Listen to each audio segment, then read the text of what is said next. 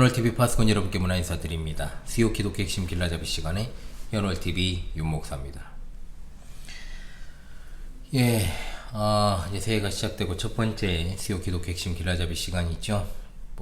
변한 게 있겠습니까, 여러분?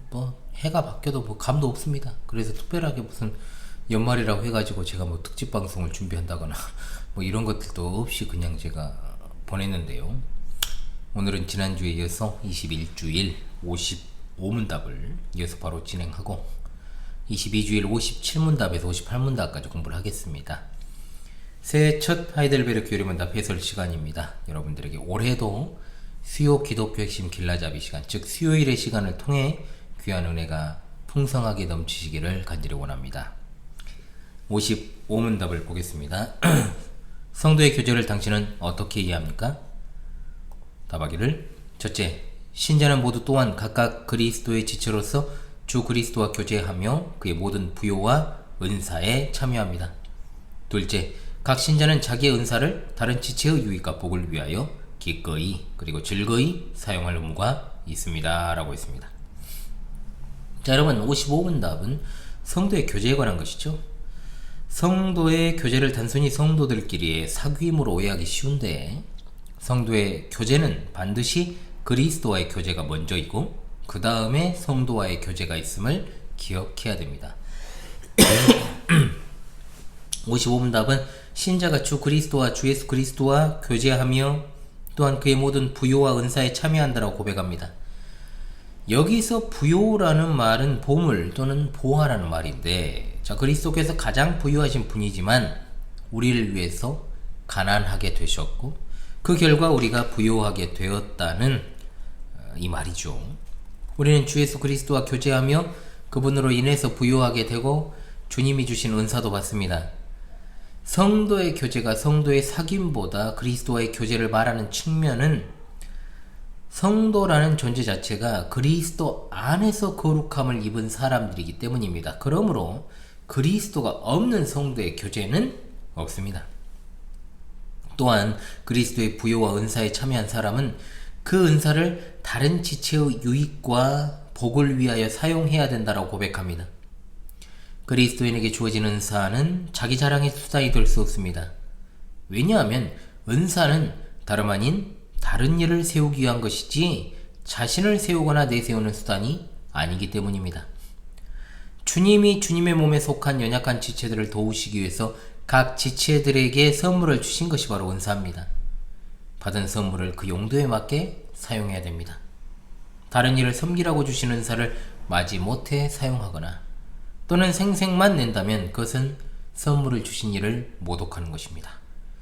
그리스도와 연합된 성도들 사이는 차등이 없습니다. 모두가 다 수평적인 관계로 서로 유익과 복을 사용하는 것은 하나님께서 부여하신 의무입니다. 그런데 성도의 교제와 교회를 구분해서 이해하는 사람들이 많은 것 같습니다. 앞서 54문답에서 천상의 교회와 지상 교회를 분리해서 생각하는 것이 이원론적인 사고방식이라고 했지요. 성도의 교제 또한 이런 사고방식으로 이해를 해가지고 교회를 떠나서도 성도의 교제는 존재하는 것이기 때문에 제도권 내의 교회에 속하지 않아도 자신이 그리스도의 몸에 속해 있으니까 괜찮다는 생각들이 있죠. 제가 조만간에 다룰 용어정의에서 다룰 무교회주의자들의 생각입니다. 이것은 교회 역사에서 늘 있어왔던 문제입니다. 또한 교회 안에도 여러 모임이 있습니다. 크게는 교구에서 구역으로 나뉘고 소그룹 모임 등이 있죠. 이런 모임들을 활성화하는 것까지는 좋은데 그 모임 자체가 교회 생활의 핵심이 될 수는 없다는 겁니다. 소그룹 모임이 그리스도 안에서 그리스도로부터 받은 것을 다른 지체들과 나누어야 하는데 그냥 모여서 친목이나 도모하고 있다면 그것은 지극히 인간적인 모임으로, 그러니까 예수님 간판 걸고 인간적인 모임으로 전락하게 되는 꼴밖에 안 되는 겁니다. 그것은 사실은 마을회관에서 모여가지고 그냥 서로 수다 떠는 것과 다를 것이 하나도 없어요. 더 나을 것이. 거룩한 보편적 교회와 성도의 교제는 분리될 수 없습니다. 이 둘은 분명히 같은 것입니다. 그렇다면 성도의 교제는 구체적으로 어떻게 이루어지는 것일까요? 성도의 교제는 지교회에서 복음의 강서를 통해서 거룩한 교제가 이루어지는 것으로부터 출발합니다.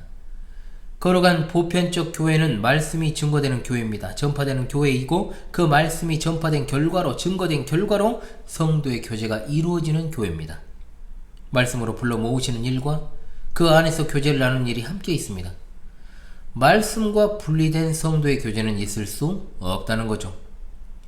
요한일서 1장 3절의 말씀에 우리가 보고 들은 바를 너희에게도 전함은 너희로 우리와 사귐이 있게 하려 함이니 라고 했습니다. 여기에서 우리는 사도를 말하는데 사도가 보고 들은 바를 전파함으로 우리의 사귐이 생겼다라는 말입니다. 둘째로 우리의 사귐에서 말하는 우리는 사도의 복음 전파를 통해 믿게 된 사람을 포함하는 말입니다. 사도의 복음 전파로 말미암아 사귐, 즉 성도의 교제가 형성된 것입니다. 성도의 사귐은 성격과 취미가 비슷한 사람들끼리 이루어진 것이 아니라 사도가 복음을 전한 결과로 생긴 것입니다. 말씀으로 성도의 사귐이 생겨났고 그 성도의 사귐 안에 들어오면 성삼일체 하나님과 사귀게 되는 거죠. 요한일서 1장 3절의 말씀의 하반절에 우리의 사귐은 아버지와 그 아들 예수 그리스도와 함께함이라. 아멘. 성도의 교제가 이토록 놀랍고도 독특한 것입니다. 말씀을 듣지 않고 예수를 믿지 않는 사람은 이 사귐에 들어올 수 없습니다. 하나님의 말씀에 순종해야 참된 성도의 사귐에 들어올 수 있게 됩니다. 반면 어떤 사람은 성도의 사귐에서 나가는 경우가 있습니다. 이와 관련해서 요한일서 2장 19절에 저희가 나간 것은 다 우리에게 속하지 아니함을 나타내려 함이니라. 어떤 사람이 교회에서 나갔다면 사도는 그 사람이 처음부터 우리에게 속하지 아니하였다라고 말하죠. 사귐은 하나님이 이루시는 것이지 인간의 의지로 하는 것이 아니므로 때로는 자기 의지대로 사귐 안에 들어오는 경우에도 오래가지 못하고 나간다는 겁니다. 왜? 이해득실, 이해관계를 고려해서 들어온 것이기 때문에.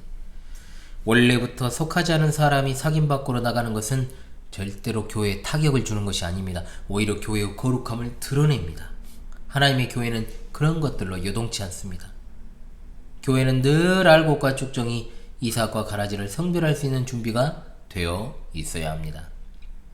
또한 성도의 사귐 이전에 성삼위일체 하나님의 교제가 있었고 거기에 우리가 참여한다는 사실을 기억하십시다. 성부 하나님께서 세상을 구원할 계획을 세우시고 성자께서 사람의 몸을 입고 그것을 다 이루셨으며 성령께서 그 일을 각 사람의 마음 가운데 새겨 주셨습니다. 즉 성삼일체 하나님의 거룩한 교제는 성자는 성부의 영광을 드러내고 성령은 성자의 영광을 드러냄으로 나타나는 거죠. 성삼일체 하나님이 그 본질에 있어서 하나이신 것처럼 우리 또한 아버지와 그 아들 예수 그리스도와 함께 하는 것입니다. 우리가 예배를 마치고 돌아갈 때 성삼일체 하나님의 복을 받습니다. 고린도후서 13장 13절에 교통이라는 말이 나옵니다. 이 교통이라는 말이 사귐입니다. 코이노니아라 그러죠. 성삼일체 하나님의 거룩한 영광이 나타나는 곳이 교회이고 그 영광에 참여하는 것이 성도의 교제입니다. 사도행전 4장 32절로 35절에 믿는 무리가 한 마음과 한 뜻이 되어 모든 물건을 통용했다라고 했습니다. 이것이야말로 사귐의 전형입니다. 참된 믿음 없이 그저 선물을 서로 주고받는 일은 바자회입니다. 바자회.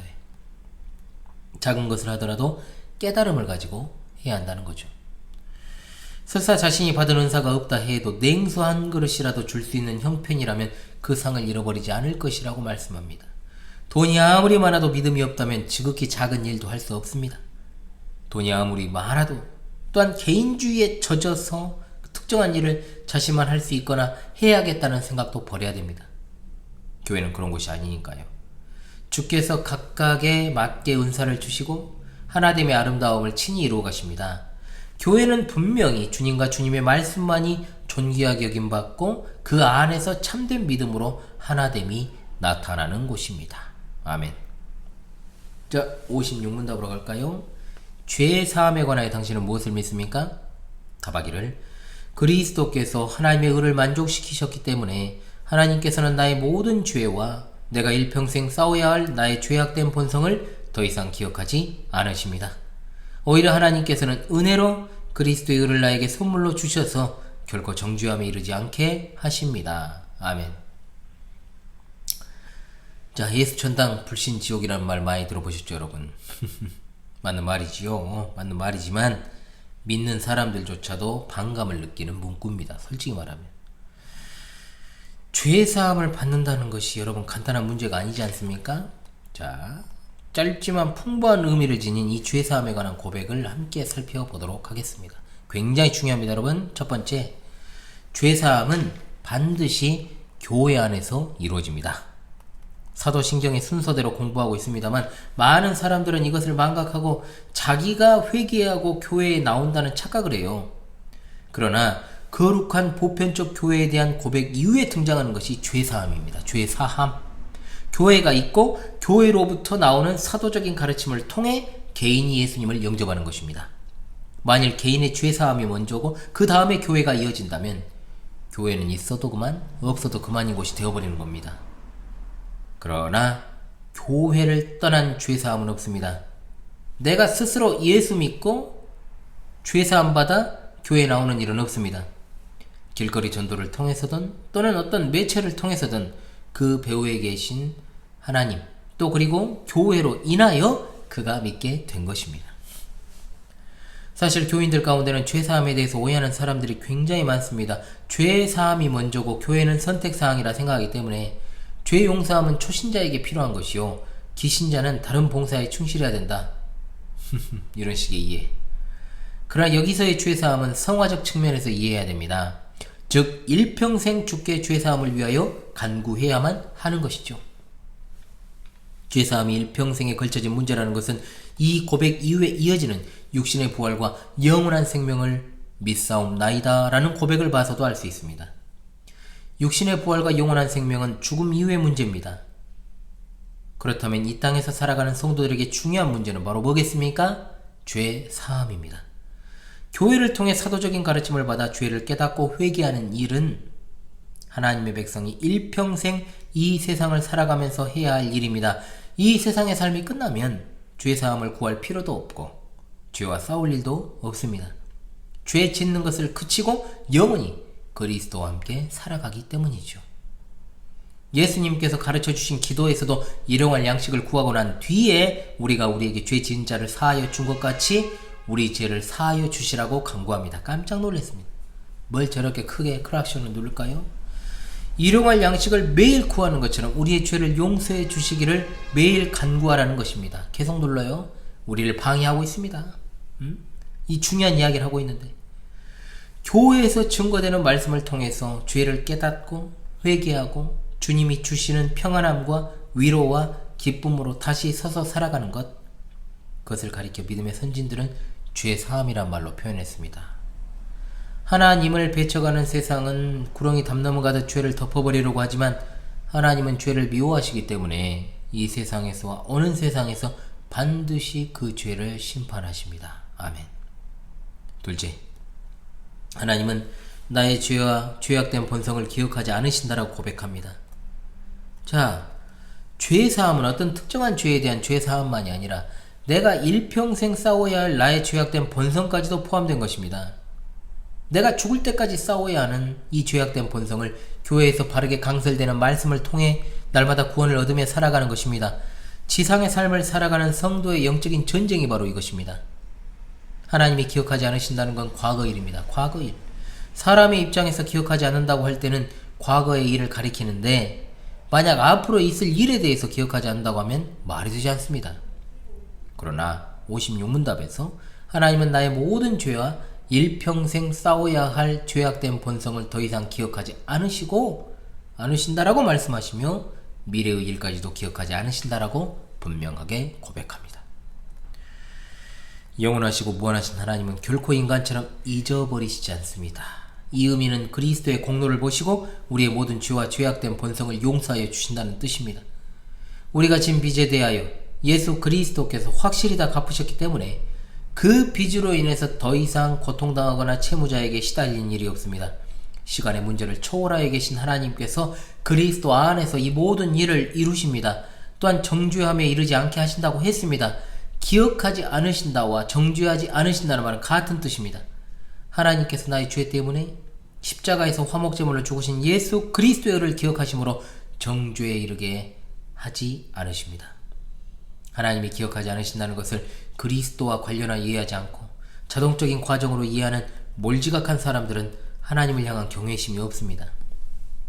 이런 사람들은 어떻습니까? 죄를 짓고 그 다음에 하나님께 용서를 구하면 노트에 기록된 죄목들이 지워지는 것처럼 이해를 하죠. 어떤 것이 죄악인 줄 뻔히 알면서도 그 죄를 적당히 지으면서 즐기다가 회개하면 주님이 다 지워주시는 개념으로 이해하게 된다. 경건한 삶과는 완전히 동떨어진 삶을 살게 되는 겁니다. 죄사함은 그런 것이 아닙니다. 하나님께서 분명히 예수 그리스도의 보혈의 공로를 보시고 그 죄를 정죄하지 않으십니다. 기억하지 않으십니다. 죄사함은 그리스도의 속죄의 완전성을 믿는 것입니다. 아멘. 거기에 그 무엇도 더하거나 뺄 것이 없습니다. 구원이라는 것을 공항 검색 때 통과하는 것처럼 생각하면 계속 뻔뻔한 삶을 살 수밖에 없습니다. 일주일에 한 번 교회에 나와 똑같은 죄를 지으면서도 얄팍한 복음에 대한 지식으로 회개하는 척하고 또 같은 죄를 반복하며 짓는 일상들, 이런 태도는 자신이 정말로 행한 것을 스스로 지우려 하는 어리석은 사람의 모습일 뿐입니다. 지워집니까? 안 지워집니다. 자기 죄를 스스로 지울 수 있는 사람은 결코 이 세상에 아무도 없습니다. 마지막으로 우리는 복음이 너무나 값비싼 은혜라는 것을 믿고 가르쳐야 됩니다. 복음인가 잡음인가를 보시면요, 이것에 대해서 제가 잘 설명해 놨으니까요, 여러분 시간 되시면 꼭 그 부분 재생 목록을 통해서 보십시오. 죄의 문제는 간단한 것이 아님에도 복음의 기본적인 몇 가지 조항을 가르치고 당신은 이것을 믿습니까? 묻고 거기에 대해서 믿습니다 라고 대답하면 천국이 당신의 것입니다 라고 선언해버리는 것. 죄의 심각성을 가르치지 않고 심판을 가르치지 않는 것은 가짜 복음입니다. 여러분, 그건 잡음이에요. 잡음.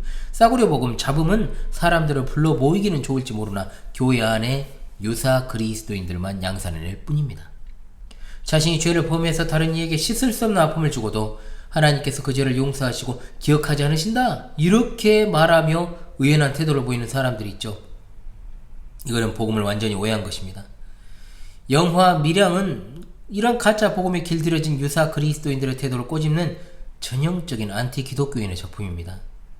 기독교에 대한 세상의 곱지 않은 시선들과 비방은 결국 복음에 대한 바르지 않은 이해가 가져온 폐해입니다. 진정으로 그리스도의 속죄를 의지하며 하나님을 경외하는 사람은 복음을 그딴 식으로 이해하지 않습니다. 죄의 문제를 해결하지 않은 인간에게 근본적인 평안과 위로는 없습니다. 내가 그리스도와 함께 십자가에 못 박혀 죄에 대해서 죽고 그리스도와 함께 의에 대해 살게 된 사실을 믿고 하나님께로부터 위로부터 주시는 신령한 은혜들을 맛보는 것이 진정한 평안이자 위로인 줄을 믿습니다. 아멘. 예, 제가 오늘 57문답, 58문답까지 하려는 이유는요, 애매하게 여기서 성령 하나님과 우리의 성화에 대해서 더 그쳐져 버리면 좀 애매하니까 제가 22주일까지 오늘 하겠습니다. 57문답, 58문답을 공부합니다. 계속해서 여러분 물 한 모금 하시고, 내가 해야 되는데 물이 없어요. 예, 그렇게 이어서 진행하겠습니다. 57문답입니다. 육신의 부활은 당신에게 어떠한 위로를 줍니까? 답. 이 생명이 끝나는 즉시 나의 영혼은 머리 대신 그리스도에게 올려질 것입니다. 또한 나의 이 육신도 그리스도의 능력으로 일으킴을 받아 나의 영혼과 다시 결합되어 그리스도의 영광스러운 몸과 같이 될 것입니다. 자, 57문, 58문은 육신의 부활과 영원한 생명에 관한 내용입니다. 육신의 부활과 영원한 생명은 사도신경 마지막에서 고백하는 내용이죠. 7주일부터 사도신경을 고백해서 22주째에 마무리가 되기 때문에, 자, 이 하이델베르크 요리문답은 사도신경을 총 16주간에 걸쳐 다룬다라고 볼 수 있습니다. 22주에서 다루는 육신의 부활과 영원한 생명 또한 성령님의 사역임을 알게 되죠. 성령 하나님의 사역을 고백할 때 거룩한 보편적 교회와 성도의 교제, 그리고 죄사함과 육신의 부활과 영원한 생명을 함께 고백함으로 성령께서 하시는 일에 묶여 있습니다. 신자의 죽음은 어떠할까요? 장차 신자의 몸에 나타날 변화에 대해서 요리문답은 두 가지로 나누어 설명합니다. 첫째로, 이 세상에서의 생명이 끝나면 영혼과 육신이 분리되어 신자의 영혼은 그리스도께로 올려지게 된다는 것과, 둘째, 그리스도께서 다시 오실 때 우리의 육신도 그리스도의 능력으로 일으킴을 받아 영혼과 결합하고 그리스도의 영광스러운 몸과 같이 된다는 겁니다. 그렇다면 반면 불신자들의 죽음은 어떠할까요? 신자와는 달리 불신자는 죽음을 두려워합니다. 불신 철학자들은 그 죽음의 공포를 이기는 것을 궁극적인 목적으로 삼아서 열심히 답을 찾았지만 찾을 수 없었습니다. 신자들은 그리스도 안에서 그리스도를 영접한 순간 새로운 세상으로 옮겨졌기 때문에 죽음에 대한 두려움이 없습니다. 죽음의 공포가 신자에게 존재할 수 없습니다. 불신자들은 히브리서 2장 15절의 말씀과도 같이 한평생 매어 종노릇하게 됩니다. 죽음이라는 것 이후의 삶에 대한 막연함 때문에 두렵고 심판의 메시지 때문에 두렵습니다. 그러나 신자는 이런 공포가 없으므로 신앙의 선배들은 그리스도의 이름으로 당당하게 순교하기도 했습니다. 부활의 상태, 즉 중간 상태는 어떠할까요? 신자는 죽어서 주님과 함께 있게 됩니다. 그러나 아직 부활한 몸을 입지 않았기 때문에 우리가 보통 중간기라고 이것을 부릅니다. 주의할 것은 이 중간기 상태가 로마교가 말하는 연옥과도 같은 것이 아니라는 겁니다. 죽었지만 아직 부활의 몸을 입기 전의 상태를 우리는 중간 상태라고 부르는 겁니다. 이해되시죠? 성경에서는 신자가 죽은 다음에 주님과 즉시 함께 있다고 가르치지만 그것이 가장 이상적인 형태라고 말하지 않습니다. 왜냐? 하나님께서는 사람을 영혼과 육신의 결합체로 창조하셨기 때문에 몸과 영혼이 결합하여 하나님의 영광에 참여하는 것이 온전한 구원이요 처음 하나님께서 창조하신 목적을 잘 드러내는 것이기 때문입니다. 그리스도 안에서 새로운 피조물이 된 신자는 장차 신령한 몸, 즉 영화로운 몸을 입음으로 온전한 상태에 이르게 됩니다.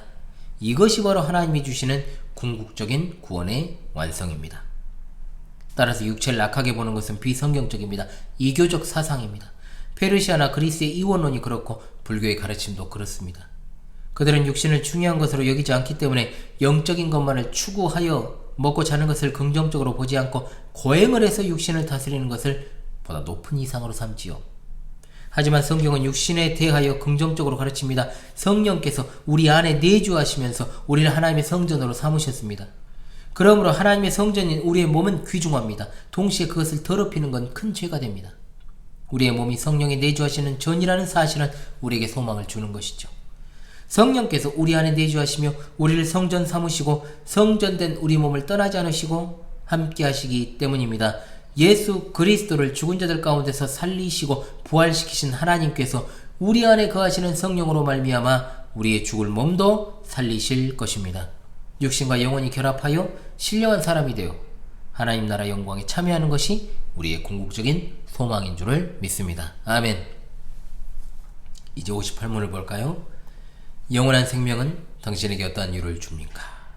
답하기를 내가 이미 지금 영원한 즐거움을 마음으로 누리기 시작한 것처럼 이 생명이 끝나면 눈으로 보지 못하고 귀로도 듣지 못하고 사람의 마음으로도 생각지 못한 완전한 복락을 얻어 하나님을 영원히 찬양할 것입니다. 했습니다.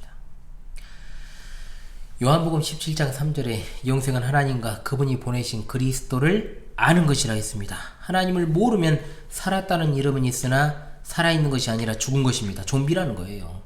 영생이란 단순하게 시간을 쭉 늘려서 지속하는 것을 의미하는 것이 아니라 죽은, 즉 하나님과 영원한 교제 가운데서 살아가는 것을 의미합니다. 그러므로 영생은 우리가 죽어서 이루어지는 것이 아니라 그리스도를 영접한 그 순간부터 시작되는 것입니다. 우리는 현재 하나님의 다스리심 가운데 살고 있습니다. 주님이 다시 오실 때 우리의 낮은 몸이 영광스러운 몸을 입을 때 우리는 주님을 직접 뵙고 또한 주님을 모시고 주님을 찬송하며 살아갈 것입니다. 장차 이루어질 새하늘과 새 땅에는 없는 것이 많습니다. 많아요. 뭐가 없다는 거죠? 그것이 바로 큰 위로인데요. 눈물이 없습니다. 근심이 없습니다. 죄도 없어요. 상함도 없고요. 해되는 것도 없고요. 수고하는 것도 없습니다.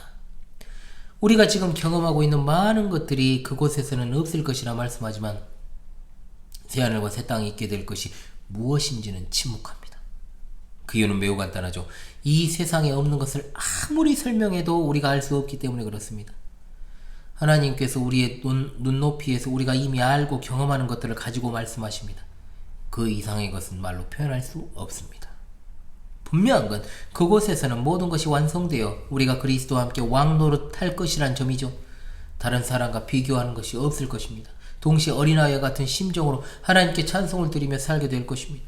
지금 우리의 연약함을 생각하며 상상하기를 나는 노래도 못 부르는데 뭔 그냥 천국 가면 찬송만 온종일 부르면 뭐 지겹겠다거나 진짜로 그런 말 한 사람이 있었어요. 할 일 없이 맨 놀기만 하면 재미가 없을 것 같다고 하는 말은 진짜 무식하기 짝이 없는 소리죠. 그런 사람은요, 지금 여기서도요, 찬송의 의미도 모르고 하나님의 은혜를 잘 모르는 사람이 그런 소리를 하는 겁니다.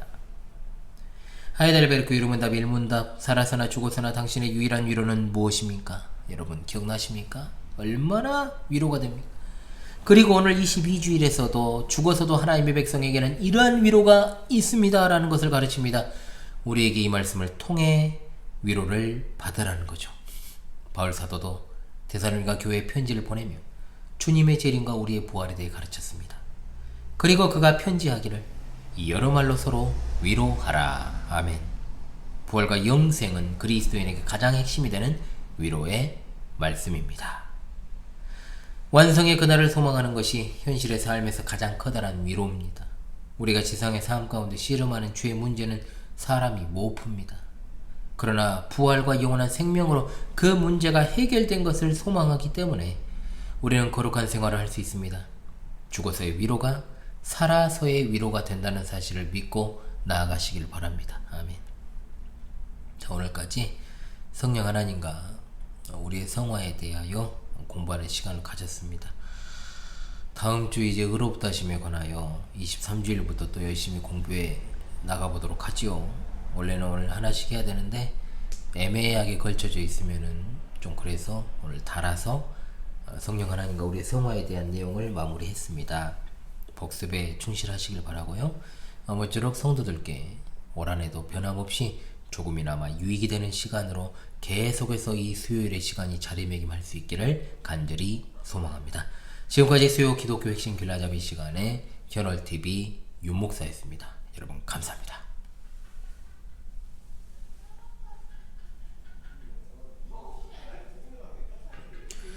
아우 시끄럽군요. 예.